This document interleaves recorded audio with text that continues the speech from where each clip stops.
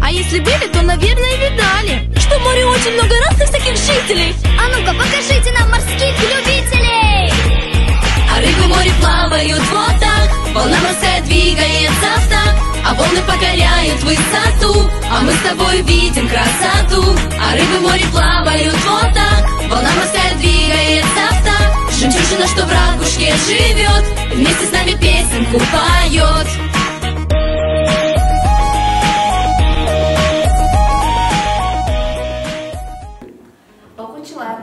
Окуюбуз, жасайбыз, изилдейбиз долбоорунун 5-6 класстарынын багыттоочу темасы кандай эле?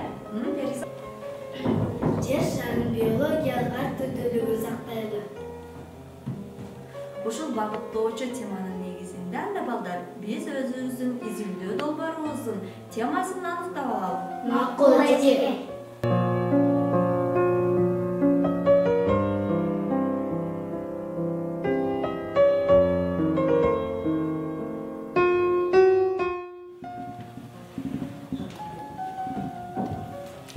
Бул жакка келгилечи кыздар. Бул жерде ар түрдүү балыктардын сүрөттөрү бар экен. Туура айтасың. Бул жердеги коозогон балыктардын көптөгөн сүрөттөрү жана түрлөрү бар экен. Балыктардын түрлөрү жөнүндө издебейлиби? Адамдар бул жөнүндө маалыматтарды өтө көп табышканына көрө аквариум балыктары жөнүндө изилдөө жүргүзөлү. Аквариум балыктарынын түрлөрүчү? Алардын багуу түрлөрүчү? Ал эми аквариум балыктар жөнүндө маалыматчы? Эң туура айтасыңар окуучулар. Ар бириңердин ойлоруңар өтө баалуу. Силердин кызыгууларыңардын негизинде мен силерге тема койгонго жардамдашайын. Анда силер изилдөө проектиңердин темасын аквариум балыктарынын багуу шарттарынын изилдөө деп койгула. Жана ар кимиңер өз алдыңарча китептерден, энциклопедиялардан, интернет булактарынан изилдөө жүргүзүп, маалыматтарды таап, окуп келгиле. Макул эже. Кыздар, мен энциклопедияларды, китептерди окуп жатып, аквариумистика илимин изилдеп таап келдим. Аквариумистика илими суу дүйнөсү өзүнүн ичине төмөнкү илимдерди камтыйт. Океанография, планктология, ихтиология жана алардын бири аквариумистика илими. Аквариумистика бул жабык экосистеманы моделдөө менен байланышкан жасалма суу сактагыч. Аквариумистика илими Египетте бир нече миң жыл мурун башталып калган. Анден болсо интернет булактарынан аквариум балыктар жөнүндө маалымат таап келдим. Балыктар каерде жашайт? Деңиздерде, көлдөрдө, дарыяларда, бирок биздин үйүбүздө жашоочу да балыктар да бар. Алар аквариумда жашашат. Ошондо биз аларды аквариум балыктары деп атайбыз. Аквариум балыктар биздин деңиздин формасына ар түстө болушу менен таң калтырат. Чай кашыкка бата турган балыктар да бар. Мисалы, сары, кызыл, жашыл, көк, ак, кара түстөр менен кооздогон. Ошондуктан аквариум балыктары өтө кооз. Денесинин түзүлүшү дагы ар түрдүү. Жалбыракка окшогон жалпак балыктар да бар. Шар сыяктуу тоолак балыктар бар. Кээ бирлеринин канаттары узун. Азыркы күндө аквариум балыктарынын ар кандай түрлөрү жаратылган. Ага эң жаккан балык гуппи балыгы болду. Гуппи балыгы жөнүндө кичине маалымат айтып кетейин. Гуппи балыгынын тарыхына кайрылсак, Англиянын тургуну дин кызматчысы Элин Пост Роберт Гуппинин ысымы берилген. Ал Триндет аралында өсүмдүктөрдү, топурактарды, үгүлөрүн чогултуп жатканда көлмөктүн ичинде кичинекей балык көрүп калат. Ал кичинекей балыктарды аквариумда жашоосуга далилдеген.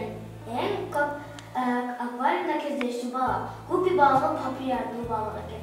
Гуппи балыктарын ажыратыш, эркектер менен аялдарын ажыратыш оңой болот экен. Эркектери болсо Түшпереткенде 1 сантиметр, 6 сантиметрге чейин жеткен, а эми ыргачылары болсо 8 сантиметрге чейин жетет. А мен болсо аквариум балыктарын багуу жана аларга кам көрүү деген темада окуп келдим. Балыктардын идиши туура таңдоо керек. Балыктардын идиши дайым тик бурчтук формасында болушу керек. Узундугу чоң балыктардын узундугунан 10-1 чейин болушу керек. Аквариумду дайым тазалаганда биз ири дарыя кумунан пайдаланышыбыз керек. Аквариумду толтуруу үчүн жылуу жана таза сууну колдонушубуз керек. Суунун температурасын жана суудагы кычкылтекти дайым байкап турушубуз керек. Ай сайын өсүп жаткан өсүмдүктү жума сайын жууп жана аларды суусун жаңылап турушубуз керек. Аквариумдун айнеги дайым таза кармашыбыз керек. Жаман балырларды ай сайын тазалайбыз. Кыздар, силер абдан жакшы маалыматтарды таап келипсиңер. Анда эмесе жүргүлө сурамжылоого барабыз. Акыркы жылдары Кыргызстанда балык чарбачылыгы кайрадан өнүгүп, кайрадан жанданып келе жатат десек болот. Балык бизнеси да биздин жерге бизде кандайдыр бир кеңири бардыгы колдонуп, балык бизнесин өздөштүрөм дегендер көп. Сырттан караганда балыкты сууга эле багып, же болбосо тор болсо эле деп ойлогонубуз менен мунун дагы түйшүктөрү абдан чоң. Биз бүгүн балыктардын жашоосуна кызыккан адамдардын бири Нурматова Махабат эжебиздин үйүнө саякатка барайлы. Анда эмесе жүргүлө кыздар, кеттик.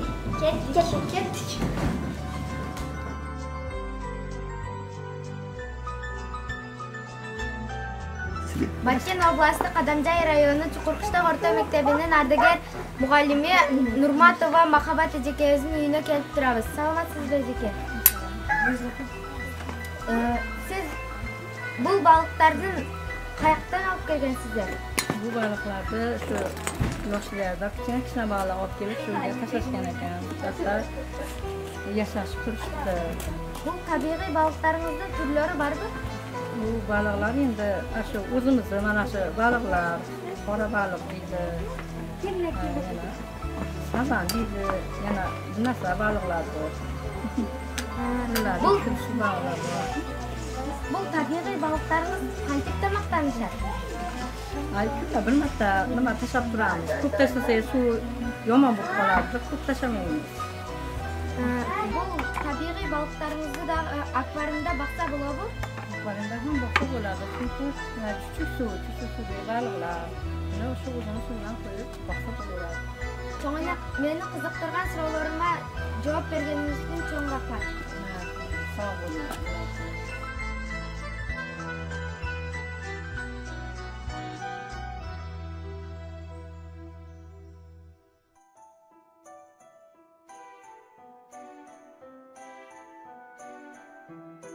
Biz azı sayakatımızda Çukurkuştak ayılım turgunu Mamacanov Kudret ağabızın kölüne geldik. Bu ağabız balık biznesi menen aleklenет.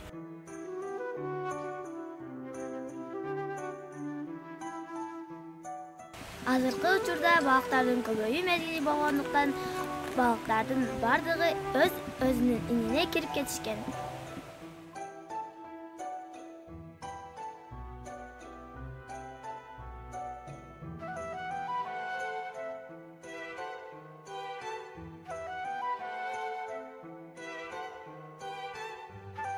Баткен областынын Кадамжай районунун Чукуркуштак айылынын тургуну Мустапакулова Гүлдесте эженин үйүнө келдик.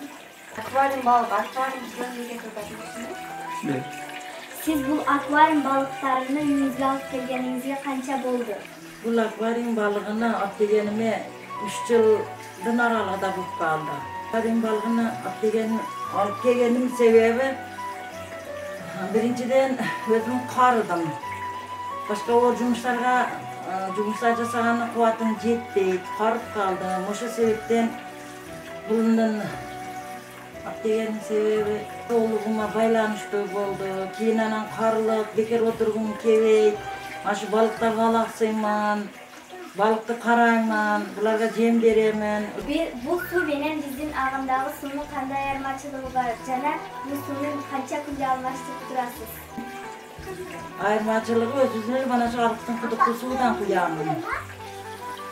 Şu sudan ile kuyamın, daha андай tuzu var. Bir sütçe tınıtıp durup, tuzları nime boğundan keyin suyunu almaştırıp durağız. Ben özüm, nerilerim kılatta, nerilerime baş bolup özüm aytıp durağımın. Onlara almaştırıp durağız. Bir haftada bir yol almaştırağız. Bunu almaştırganda dağın, buna suyunu içideki kaşı, bana çöplerin vardığını balıktın özünü aden alıp durup içke. Suyunu töküp, bana içideki bana taşlarını, çöplerin vardığını juup taza suğa. Bundan başkatan canıdan tınıtılgan suyu koyup durup almaştırağız. Kışında içine cılıtıp durup kuyulat. Bana az renk kınısıp kaldı, jönele suyu koyup durup 1-3-4 saat ötkenden keyin balıklar azı kınılıp kaldı, caz. Dağın kış menen azırgın ayırmaçılığı şonu olur. Balıklarımızı bir günde neçe vakit tamaktan tırasız? Akvaryum balıklarına 2 günde bir yolu, ona özünü cemine alıp gelip 2 günde bir yolu az ele bir çımçımında cem salınat. Cem şortu tutamaktan 2 günde bir yolu salınat az ele. Bu cemdi sağanda manasını öçüremem. Mananı öçürüp durup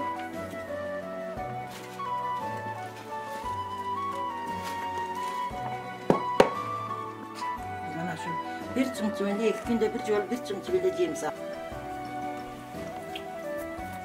Beni kızıktırgan sorularga cevap bergeniniz için çok rahmat. Rahmat, men sizlerge çok geldim, men sizler dağı жақсы kız olup, жақсы okup, gelecekte bilimde жақсы kızlardan boğular, baktulu boğular, üşüntüp tesiz kep durgular, menden haber alıp. Kızlar жақсы keldiňer mi? Men akvaryumda yaşagan balıklardan süretlerini tarap keldim, karagılaca.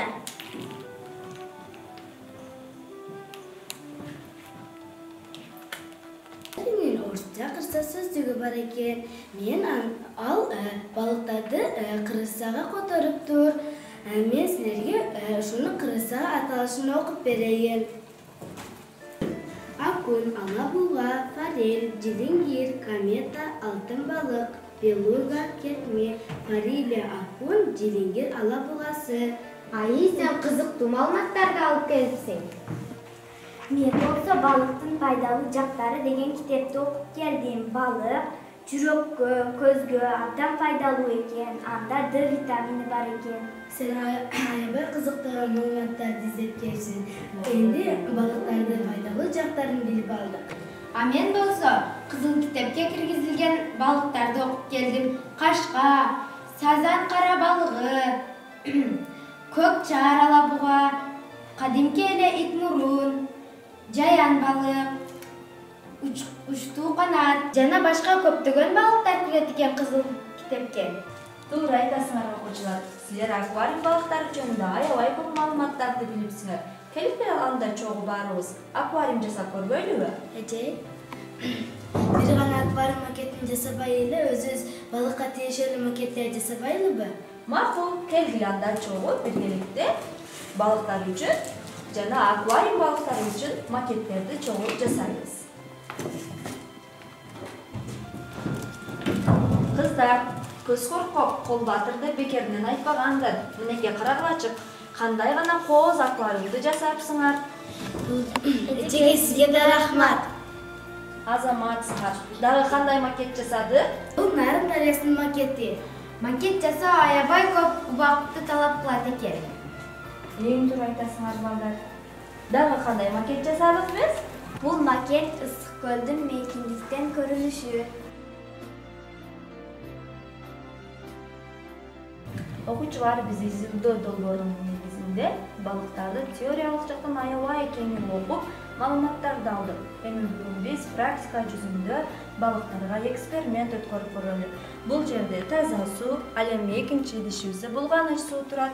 Анда силер бир балыкты таза сууга, экинчи балыкты булганыч сууга салып, байкоо жүргүзүп көргүлө.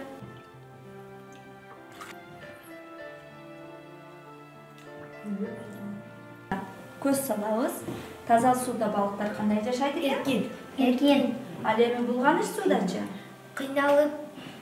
Биз кандай тыянак чыгарабыз? Биз таза сууларга таштандыларды таштабашыбыз керек экен. Дагы?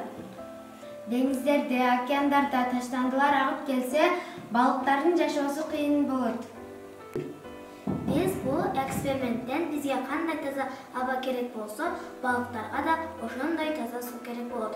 Oşonduktan biz taza suunu buğa başыбыз gerek eken. Men balıklardan uy şartında bağın özgöçülüklerini öğrendim. Men akvaryum balıklarının belgili türleri menen tanıştım. Akvaryum balıklarına kam көрülböse алар жашай албайт. Аквариум балыктарын баккан адам аларга жооптуу экендигин билдим.